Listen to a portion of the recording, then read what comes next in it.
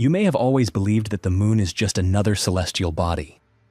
But what if I told you that the moon is actually a spacecraft, and inside that vessel, 250 million extraterrestrial beings are living right now? A growing number of classified accounts from individuals who've worked on alien-related programs suggest that this theory may not be as far-fetched as it sounds. So what truth has been buried deep within the moon? Join us as we uncover the mystery in today's video. So fasten your seatbelt as we dive into today's mystery. But first, you'll have incredible luck if you like and subscribe before this video ends.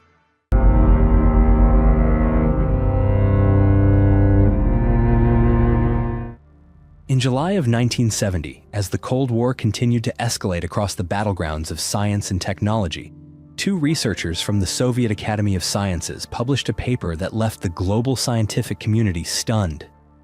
In an article for Sputnik magazine, Mikhail Vasin and Alexander Sherbakov posed a question that was as bold as it was unsettling. Was the moon truly a natural satellite? Or could it in fact be an artificial construct designed by an intelligence far beyond that of humankind? According to their description, the moon may have once been a solid celestial body, but was later hollowed out using machinery with capabilities that surpassed every known technology in human history. The molten rock and debris expelled during that process, they claimed, had formed a hardened outer shell, something akin to armor, composed of a fusion of metals and minerals, engineered to protect the structure from cosmic impacts. And somehow, by a method still beyond the grasp of modern understanding, this artificial object was placed into a stable orbit around the Earth.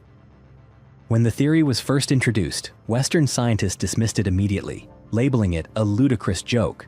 Even within the Soviet Union, many prominent physicists were quick to condemn the article, calling it science fiction dressed up as academic inquiry. But as the years passed, that once laughable theory began to resurface, this time under a different light. Because gradually, pieces of evidence began to emerge. And what was most unsettling of all was how eerily those findings aligned with what the two researchers had described decades earlier. In science, a theory can only survive if it is supported by evidence. And sometimes it's the most scattered pieces of data that quietly become the missing links to a larger truth. In recent years, several scientific reports have begun to confirm the presence of certain metallic elements on the surface of the moon, elements that, by all natural accounts, should not be there. Among them are names that any nuclear physicist would immediately recognize: uranium-236 and neptunium-237. Two radioactive substances that are known to emerge only through artificial processes inside modern nuclear reactors. These materials have no natural origin, which means that at some point in the distant past, an advanced technology must have left its signature on the moon.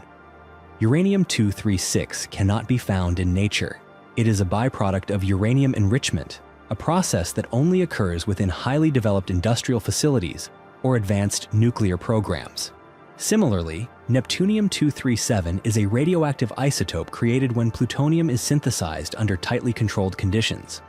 Both elements can only exist through human intervention. What has been uncovered by lunar missions such as Lunar Prospector and Clementine, initiatives carried out under the joint efforts of NASA and the US Department of Defense, has opened the door to an entirely new narrative. Beneath the barren, weather-beaten surface of the moon lies a network of tunnels, hollow chambers, and unexplored structures. Even more perplexing is the gravitational data, which reveals that the moon's mass is not concentrated deep within its core, as expected, but instead distributed heavily near the surface, as if forming a dense shell around an empty interior. This anomaly has led many researchers to revisit the once ridiculed theory proposed by Vasin and Sherbakov, that the moon is not a solid natural object, but rather an engineered construct, purposefully designed to maintain a stable orbit, its outer shell reinforced, its core hollowed. In other words, a colossal spacecraft disguised as a celestial body. And yet, despite the growing body of physical evidence that seems to support the theory proposed decades ago by the two Soviet scientists, no official space agency has ever publicly acknowledged these controversial findings.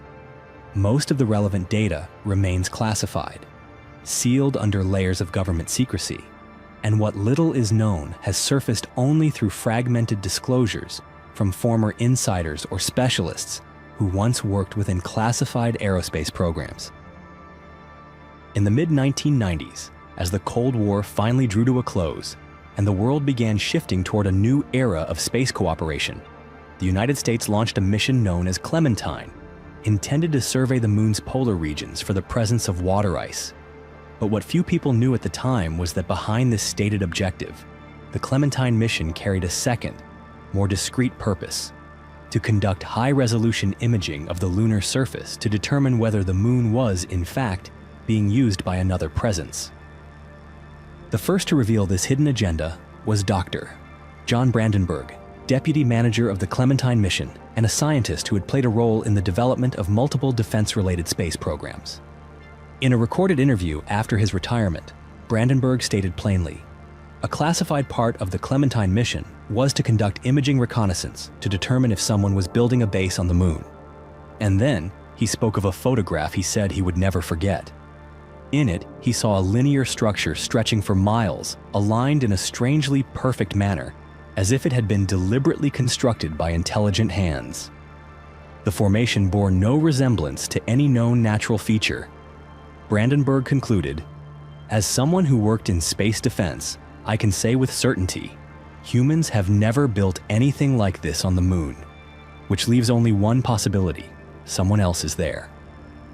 Beyond that, images from the Clementine mission later revealed the presence of numerous anomalous bright spots, geometric shapes, and uneven shadow patterns, suggesting the existence of freestanding structures, some potentially hundreds of meters tall, scattered near the moon's shadowed regions.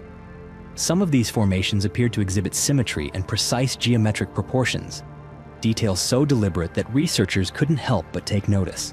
However, rather than being widely published, most of these images were later altered, blurred, or quietly removed from public archives altogether. Several software engineers who had accessed the raw Clementine image databases reported the presence of manually pixel-censored regions, as if someone had gone in after the fact and intentionally erased whatever wasn't meant to be seen.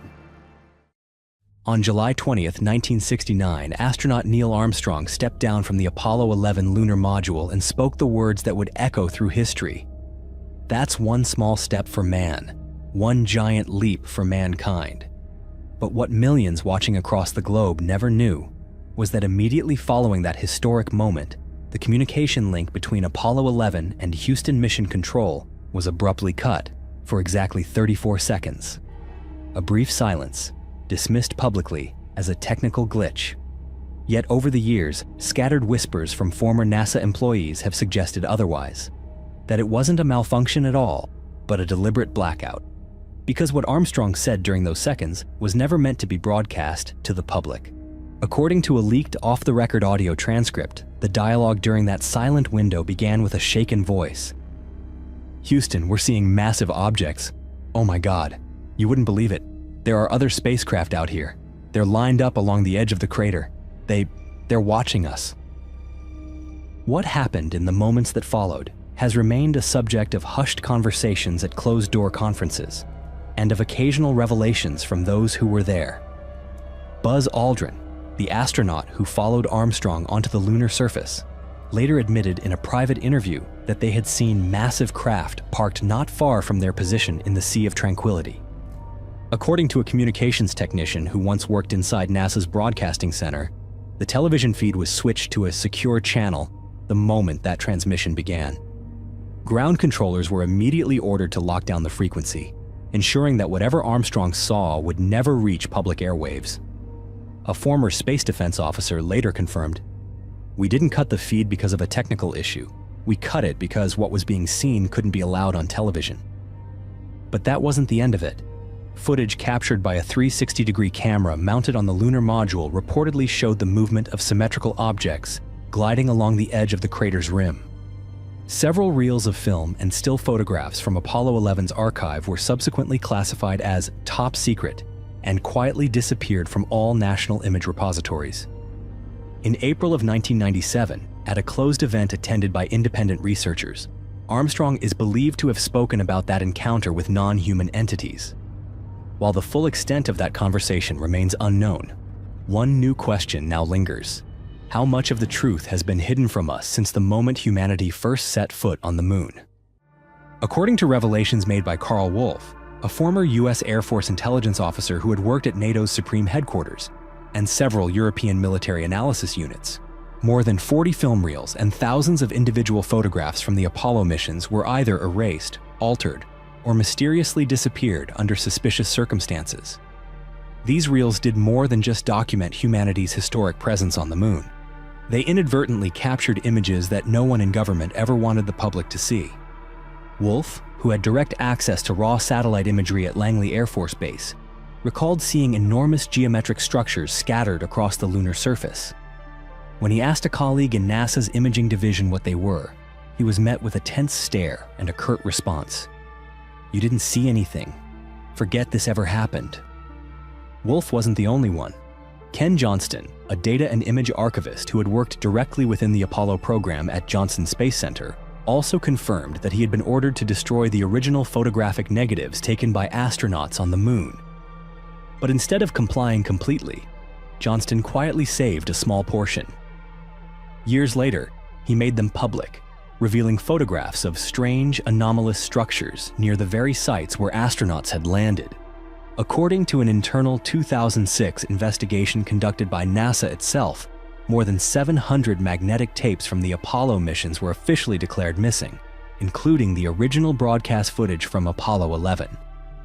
The loss was described as unfortunate, yet officials denied that it had been intentional. But for an agency of NASA's size, with thousands of personnel dedicated to safeguarding archival materials, the idea that hundreds of reels documenting one of humanity's greatest achievements could simply vanish is something the public finds difficult to accept. In the world of intelligence, where every word is measured with precision, one former CIA pilot made a statement that shook the foundation of UFO research and challenged everything we thought we knew about the moon. There are currently about 250 million extraterrestrial beings residing within the moon. That single sentence didn't just send waves through the UFO research community. It forced even the most skeptical minds to reconsider whether the moon was ever just a barren celestial body. Because if it were true, then for as long as humans have looked up at the sky, we have been living under the watchful eye of a civilization that does not belong to Earth. John Lear, a former CIA pilot who flew for major airlines, worked on classified government programs, and was the son of the founder of the famed Learjet Corporation, described in his testimony an immense network of underground cities beneath the lunar surface. He spoke of non-human structures, biological laboratories, and species never before known to mankind. According to him, some of these species, particularly reptilian entities and small humanoid figures, were the very same beings long rumored to be behind abduction cases, human experimentation, and unexplained phenomena that had baffled the American press for decades. Lear went further, claiming that these interior lunar structures cannot be detected by the naked eye or through conventional imaging, because they are cloaked by advanced holographic projection or even energy-based force fields that do not reflect light. Technologies, he said, that far surpass anything known to human science. According to him, this is precisely why probes, telescopes, and modern satellite imagery appear to detect nothing unusual. Even more unsettling was the fact that much of what Lear revealed eerily aligned with independent reports from a wide array of other sources, including former NASA engineers, space defense officers, and remote sensing specialists. One of the most compelling eyewitnesses was a former officer in the United States Air Force who had served at Edwards Air Force Base in California, a facility long known as a hub for testing America's most secretive aerospace technologies. According to his account, one night during the 1980s, a disc-shaped object descended silently onto the runway. It emitted no sound, no dust, and when its hatch slowly opened, he saw with his own eyes 3 small beings, slender in build, moving with a swift, weightless grace, as if gravity itself held no sway over them. Throughout his decades of service in military aviation, he claimed to have witnessed these entities on multiple occasions. When taken alongside the previous accounts and the many similar, though unofficial reports collected over the past half-century, a pattern begins to emerge. It suggests a deep and long-standing connection between the UFO phenomena observed on Earth and the presence of something else on the moon. It may be that the moon is not just a place of extraterrestrial habitation, but rather a command center, quietly orchestrating non-human activity in and around our planet. And perhaps the most unsettling part is not that extraterrestrials are up there, but that they have been there for a very long time, watching us, studying us, and possibly waiting for something from us. So then the question becomes, what is really happening on the moon? You may not believe every detail that was just told, and perhaps the theories about extraterrestrial beings and hidden structures beneath the moon still feel too far-fetched to accept. But if something in this story made you pause, even for a moment, feel free to share your thoughts in the comments below. And don't forget to subscribe and turn on notifications so you won't miss the next journey into the unknown. We'll see you in the next mystery.